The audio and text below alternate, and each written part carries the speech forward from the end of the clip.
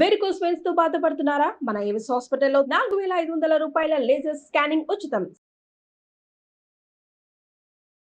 నమస్తే రమగారు. నమస్తే జయ.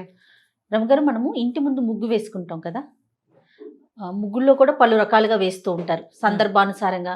తర్వాత పండుగలకి స్పెషల్ ముగ్గులని, అలానే దేవుడి ముందు వేసే ముగ్గులు కూడా వేరుంటాయి. అవును. అసలు ఎలాంటి ముగ్గు వేసుకోవాలి, అసలు ముగ్గు ఎందుకు వేయాలి, దీనికి ఏదైనా అంటే మనకి పూర్వీకులు ఏదైనా చెప్పిన విషయాలు కానీ అలా ఏమైనా ఉన్నాయంటారా? ముగ్గు మన వాకిలికి రక్షణ. వాకిలికి రక్షణ అండి? రక్షణ ఎట్లా? మన వాకిట్లో ఇంచే కదా మన ఇంట్లోకి ఏవైనా ప్రవేశించేది. మనం ఎట్లా వస్తాం ఇంట్లోకి? వాకిట్లో ఇంచే. మన ఇంట్లోకి సూక్ష్మ క్రిములు అవి ఎలా ప్రవేశిస్తాయి? ఏవైనా భూత ప్రేత పిశాచాది గ్రహాలు, ఏదైనా నరదృష్టి గుమ్మం నుంచే వస్తాయి. ముఖద్వారమే మన ఇంటి యొక్క ముఖం కదా. అందుకని తలవాకిలికి చక్కగా కళ్ళాపి పోసి నీళ్లు చల్లి ముగ్గేసేవాళ్ళు. ఈ కళ్ళాపులు కూడా ఎలా చల్లేవాళ్ళు? అదేంటారు, కళ ఎంపీ కళ్ళాపి, లేకపోతే రకరకాల పేరుని మనం కళ్ళాపి చల్లటం అనేది అంటాం.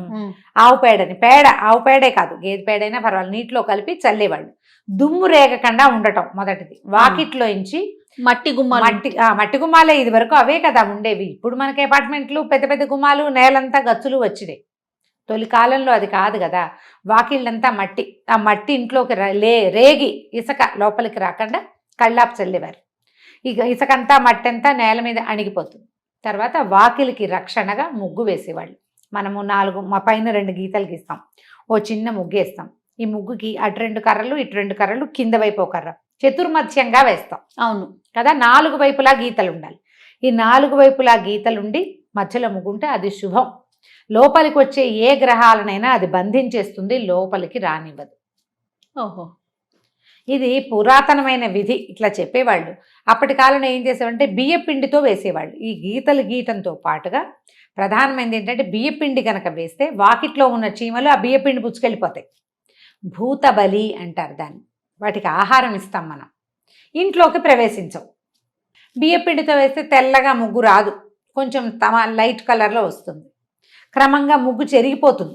చెరిగిపోయాక మనకు ఎట్లా రక్షణ ఉంటుందంటే, మనం ఆ వేసిన ప్రక్రియ ఉంది చూడు, అది మనల్ని రక్షిస్తుంది. ఆ నేల మీద మన చెయ్యి నడుస్తుంది కదా, దాని మీద ఈ గీతలు పడిపోతాయి. అందువల్ల ఇంట్లోకి రావని చెప్తారు. పాత పద్ధతి అయితే ఇది. క్రమంగా ఏం చేసాం, ఈ కళ్ళాపులు అవి తగ్గి, ఈ పేడ కళ్ళాపులు చల్లడం తగ్గి, ఏదో మామూలు నీళ్ళ కళ్ళాపి చల్లుకోవటం. వాకిళ్ళ నిండా గచ్చులు, వాకిట్లో ముగ్గేసిన తెల్లగా కనపడుతుంది, అందంగా కనపడుతుంది. దాంట్లోకి ఫ్యాషన్ ప్రవేశించేసరికి సున్నం ఎక్కువ కలిపేవాళ్ళు. సున్నం వల్ల కూడా, సున్నపు గీతల వల్ల కూడా ఇంట్లోకి చీమలు ప్రవేశించవు. కానీ చీమకి ఆహారం అవదు అది. శత్రువే కదా అది. పాప అవి లోపలికి వెళ్ళలేవు కదా. మనం భూతబలిని పక్కకు పెట్టేశాం. ముగ్గు వాకిట్లో కళగా అందంగా ఉండటం అనే పాయింట్ వచ్చింది. తర్వాత రకరకాల ఫ్యాషన్ల ద్వారా 2 గీతలు గీయాల్సింది పోయి ఇట్లా లావుపాటి గీతేసి 4 గీతలు వచ్చేలాగా చేయటం. ఎవరు రకరకాలు చూస్తాము, తెలుసుకుంటాం. ఈ రంగవల్లుల్లో వీటిలలో చతుర్మధ్యంగా వేయటము అవి కాకుండా ఫ్యాషన్గా పువ్వు వేయటము అవి మొదలు పెట్టుకున్నాం. వాకిళ్లలో శుక్రవారాలు పద్మాలు వేయాలి, ఆడపిల్లలే వేయాలి, అలా సిద్ధాంతాలు కూడా ఉంటాయి ఊళ్ళల్లో. తర్వాత ఏమో ఈ మన ధనుర్మాసంలో ఏమో ఒక రకం ముగ్గులు. ధనుర్మాసమే ముగ్గుల రోజులు అవి. అవును, ధనుర్మాసపు ముగ్గులు రాబోయే బలిచక్రవర్తికి ఆహ్వానంగా అన్ని గళ్ళుగా వేస్తాం. ఆ గళ్ళల్లో కూడా ప్రధానమైనది ఏంటంటే, మనకి వ్యాధులు వచ్చే రోజులు ధనుస్సు, మార్గశిర మాసం వ్యాధి రోజు. ఆ నెలంతా కొంచెం అనారోగ్యం, అంటే మరణాలు ఎక్కువగా డిసెంబర్లో సంభవిస్తూ ఉంటాయి చూడు. కాస్త అనారోగ్యంగా ఉన్నవాళ్ళు డిసెంబర్ వెళ్ళాలనుకుంటారు.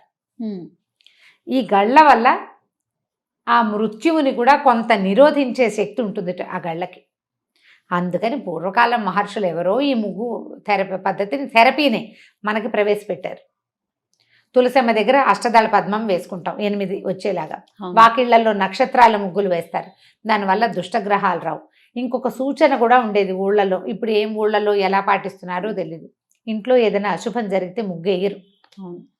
ఈ సాధులు, సన్యాసులు, అడుక్కునే వాళ్ళు, ముష్టి భిక్షకులు కూడా ఎవరి వాకిట్లో ముగ్గు లేదో ఆ ఇంటికి భిక్షకు వెళ్ళేవారు కదా. ఇంట్లో పితృకార్యం ఉందనుకో, తద్దినం ఉందనుకో, ఆబ్దికాలు చేస్తారు కదా. నెలమాసిక ఎవరైనా మరణిస్తే నెలమాసికాలు పెట్టాలి, అవో 16 ఎన్నో లెక్క ఉంటుంది. అక్కడి నుంచి ఆబ్దికాలు ప్రతి సంవత్సరం పెట్టాలి. వాళ్ళ వాకిట్లో ముగ్గు లేదంటే వాళ్ళ ఇంట్లో ఇది ఉంది, వాళ్ళు ఎవరికి ఏం పెట్టరు. ఆ రోజున పిండ ప్రదానం అయ్యేదాకా పిచ్చిక కూడా ఆహారం పెట్టరు ఆ ఇళ్లలో నుంచి. చీమలకు ఆహారం కూడా ఇవ్వకూడదు. పితృదేవతలు వేచి ఉంటారు ఆ రోజు, అందుకని ముగ్గు వెయ్యరు. ముగ్గు శుభాశుభాలని సూచించడం కంటే ప్రధానమైంది అది మనం చేసే భిక్ష. ఆ పూట కూర తొక్కులు కూడా బయట పారేసేవాళ్ళు కాదు జయ, నాకు గుర్తుంది మా ఇంట్లో అలా చేసేవాళ్ళు. మామూలుగా కూర తరగగానే అవి వాకిట్లో ఉన్న కుడితొట్లో వేసేసి కాస్త నీళ్ళు పోసి బియ్యం కడుగు కూడా పోసేసేవాళ్ళం, ఎప్పటికప్పుడు పోసేసి. ఇప్పుడు కొంచెం తగ్గింది. ఇది వరకు మాకేంటంటే పొద్దుటిపూట గొడ్లు వచ్చి వాకిట్లో ఒక పక్కన నిలబడేవి, ఒక 10-12 ఆవులు గేదెలు వచ్చి పాడి గేదెలన్నిటినీ తెచ్చేవాళ్ళు, కుడితొట్లు ఉండేవి. బియ్యం కడుగు పట్టుకెళ్ళి పోసేసేవాళ్ళం, కూర చెక్కులు పోసేసేవాళ్ళం. కానీ కూర చెక్కులు కానీ బియ్యం కడుగులు కానీ ఆ పూట పితృదేవతలకు ఆహారం ఇవ్వడం అయ్యే వరకు గొడ్లకు కానీ పిట్టలకు కానీ చీమలకు కానీ ఏమి బెటర్, ముష్టి వాళ్ళకి భిక్షకులకి ఎవరికి దానం చేయరు. ఇది అయ్యాక పితృదేవత ఆరాధన పూర్తయిపోయాక అప్పుడు సాయంకాలం ముగ్గేసుకుంటారు. అప్పుడు వచ్చిన వాళ్ళకి ఈ ప్రసాదము పెడతారు, గొడ్లకి పెడతారు అన్నమాట. ఓకే. ఈ ముగ్గు దానికి గుర్తుగా కూడా సూచనగా కూడా ఉండేది. వాళ్ళు ఆ రోడ్లో ఏదైనా అశుభం జరిగిందంటే ఆ సందులో వాళ్ళ ఇంట్లో ఒకళ్ళ ఇంట్లో ముగ్గు ఉండేది కాదు, ఇంకా ఆ వైపుకి వెళ్ళకుండా ఇల్లు దాటి వెళ్ళాలనుకో వెళ్ళేవాళ్ళు కాదు పాత రోజుల్లో. ఇప్పుడు క్రమంగా ఏమైందంటే మనకి గచ్చులు వచ్చినాయి. గచ్చు మీద కనపడడం కోసం ముగ్గు వేయటం అనేది ఒక విధానంగా మనం ఉంచుకున్నాం, కానీ దాని సిగ్నిఫికెన్స్ ఏమిటి అనేది మన చరిత్రలోంచి వెళ్ళిపోయింది. చాక్ పీసుల్లోకి వచ్చాము, దాని తర్వాత చాక్ పీస్ కూడా పర్మనెంట్ ముగ్గులు వచ్చేసి ప్లాస్టిక్ అంటించేసుకోవడం, పెయింట్ తోటి వేసుకోవడం. వాకిట్లో పెయింట్ తో ముగ్గేస్తే అది ముగ్గు కింద కౌంట్ కానే కాదు. గచ్చు మీద వేసిన ముగ్గే కాదు, ఊరికే మనం సౌందర్యానికి వేసుకుంటున్నాం తప్పిస్తే ఇంటికి కళ కళ కళ అంటే అశుభం కాదు, ఈ ఇంట్లో శుభాలే ఉన్నాయని తెలియచేయటానికే ముగ్గు ఇప్పుడు, అంతే, అంతకంటే లేదు.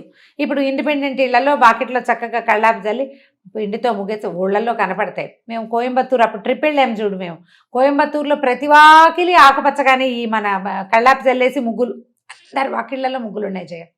అపార్ట్మెంట్ వాకిళ్లలో కూడా పెద్ద పెద్ద ముగ్గులు వేసుకుంటున్నారు ఇప్పుడు కూడా, ఏం మానేలా. కాకపోతే దేనికోసం వేయాలి అనే ఐడియాలజీ ముగ్గు సిద్ధాంతం మాత్రం ఉంది. అసలు మనకి ఇంటర్నెట్ లో ఎన్ని ముగ్గులు కనిపిస్తాయో, ముగ్గుల మీదే యూట్యూబ్ వీడియోలు ఉన్న వాళ్ళు అసలు 3 లక్షలు 10 లక్షల సబ్స్క్రైబర్లు ఉన్న వాళ్ళు ఉన్నారు బోళ్ళకి మంది. నాకు కూడా ముగ్గులు భలే సరదా, నేను చూస్తుంటాను, నేనేం వేయను, చూస్తూ ఉంటాను ఎంత బాగుందో చిన్న ముగ్గని, సరదాగా ఉంటుంది. అయితే దేవతార్చనకి మనం ముగ్గు వేసుకోవటం, దేవుడి దగ్గర మందిరం తుడుచుకుంటాం కదా, తులసి దగ్గర అష్టదళ పద్మం వేస్తే 8 వేస్తాం కదా, 8కి పద్మం వేసుకోవటం. ముగ్గులు తొక్కకూడదు. ఒకవేళ మనం శ్రద్ధతో వేసుకున్నా కూడా ముగ్గు అనేది ఒక పవిత్రమైన విధానం కదా. వాకిలంతా పండగని వేయకూడదు, గ్యాపులు ఇవ్వాలి. ముగ్గు తొక్కకూడదు, ముగ్గులు తొక్కితే మంచిది కాదు. అందుకని పెద్ద పెద్ద ముగ్గులేసి నడవడానికి వీలు లేకుండా చేయకుండా చిన్న ముగ్గేసి కొంచెం గ్యాప్ ఇచ్చి నడవడానికి వీలుగా పెట్టుకోవాలి. దేవుడి దగ్గర కూడా మనం ఏంటంటే మన 18 రేకులు వచ్చేటువంటి పద్మాలు వస్తాయి. ఈ మంగళగౌరి వ్రతాలప్పుడు పద్మాలు పెట్టడం అనేది ఒక ప్రత్యేకమైనది. ఈ 8 పెట్టి తర్వాత 3 చుక్కలు పెట్టి వాటిని కలుపుతారు. పద్మాలు ఆ ముగ్గు వేసుకోవాలి పీట మీద, అమ్మవారికి ఆ ముగ్గు ప్రత్యేకం, అట్లా పెడతారు. లక్ష్మీ ఆరాధనకి పద్మం వేయటమే ప్రత్యేకంగా కనిపిస్తుంది. ఓకే, తమిళనాడులో మనకు బాగా కనపడతాయి ఇలాంటివి. అయితే ఈ పైన 2 అడ్డగీతలు వాళ్ళు వేయరేమో మరి. వాళ్ళు వేయరు రమ్మగారు, ఇట్లా నిలువుగా 2 ఇటు ఒక 2 మధ్యలో స్టార్ గానీ ఏదైనా వేసుకుంటారు, మళ్ళీ ఇటు ఒక 2 వేస్తారు. మనం ఇలా అడ్డంగా వేసుకుంటాం కదా గుమ్మానికి, వాళ్ళు ఇటు ఒక 2 గీతలు గీసి ఆ రెండింటిని కలుపుకుంటారు, మధ్యలో ఒక స్టార్ లాంటిది వేసుకుంటారు, మళ్ళీ ఇటు 2 ఇట్లా సేమ్ ఇదే లైన్ లో వాలుగా వేసుకుంటారు. వాళ్ళ లక్ష్మీదేవికి అడ్డంకి అయిపోతుందని వాళ్ళ భావనట. మనకు పైన 2 అడ్డగీతలు తప్పనిసరి, కావాలంటే దాని మీద 2 క్రాస్ గీతలు గీసుకుంటాం, లేదా దానికి ఒక పువ్వో ఏదో వేసుకుంటాం. కానీ అడ్డగీతే మన మెయిన్ పద్ధతి. అవునవును. పూర్వకాలంలో ఏవో జరిగితే ఏర్పడిన ఆచారాలు కూడా అయ్యి ఉండవచ్చు వీటిని, అలా కూడా చెప్తారు. అందుకని ముగ్గు కర్రలు తొక్కకూడదు అలాంటివి చెప్తారు. రకరకాల నమ్మకాలు. అంతే, ప్రధానమైనది ఏంటంటే ఇది పూర్వం నుంచి వస్తున్న సంప్రదాయము.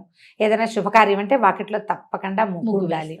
అశుభాలప్పుడే ముగ్గులు వేసుకోవాలి. వాకిలు కడిగామనుకో వెంటనే కాస్త ముగ్గు వేసుకోవాలి, అయితే అశుభం. అసలు మనం ఇంట్లో నుంచి బయటికి వెళ్తున్నామంటే మార్నింగ్ ముగ్గు లేకుండా బయటికి వెళ్ళకూడదు, అదొక అలవాటు అయిపోయింది, అనిపించేస్తూ ఉంటుంది. అలవాటు. అపార్ట్మెంట్ లో అయినా వాకిట్లో ఏదో కాస్త ముగ్గైనా వేసుకుంటాం, చిన్న ముగ్గైనా వేస్తాం. చెయ్యండి ముగ్గులు, అంటే ఈ పద్ధతిని కొనసాగించాలి, మానేయద్దు. అవకాశం ఉండి మనకి నేల కూడా ఉంటే చక్కగా పిండితోటి ముగ్గేసుకుంటే బాగుంటుంది. మనం దేవుడి దగ్గర వేసుకునే ముగ్గులు, తులసి దగ్గర వేసేది కనీసం అవకాశం ఉంటే మానేయద్దు. తులసి వాకిట్లోనో పెరట్లోనో ఉంటే అక్కడైనా బియ్య పిండితోటి వేయండి. అందం కోసం కాకుండా తెల్లగా ఉండాలి, ముగ్గు బాగా కనపడాలి, ఫోటో తీయాలి, ఇన్స్టాలో పెట్టాలి లాంటివి భావించద్దు. తులసి వాకిట్లో ఉంది, పెరట్లో ఉంది, మట్టి ఉంది, చీమలు తిరుగుతాయి, అక్కడ బియ్య పిండి చక్క మెత్తటి పిండి పెడితే తెల్లగా ఉంటుంది. ఆ పిండితోటి ముగ్గు వేయండి. ఆ బియ్య పిండి చీమలకి ఆహారం అయితే మనకి చాలా మంచిది. గచ్చ మీద వేస్తే గాలికి ఎగిరిపోతుంది, మనమే తొక్కేస్తాం, ఇంట్లోకి వచ్చేస్తుంది. నేల ఉంటేనే ఈ పద్ధతి. తప్పకుండా అండి. నమస్తే. నమస్తే జయ.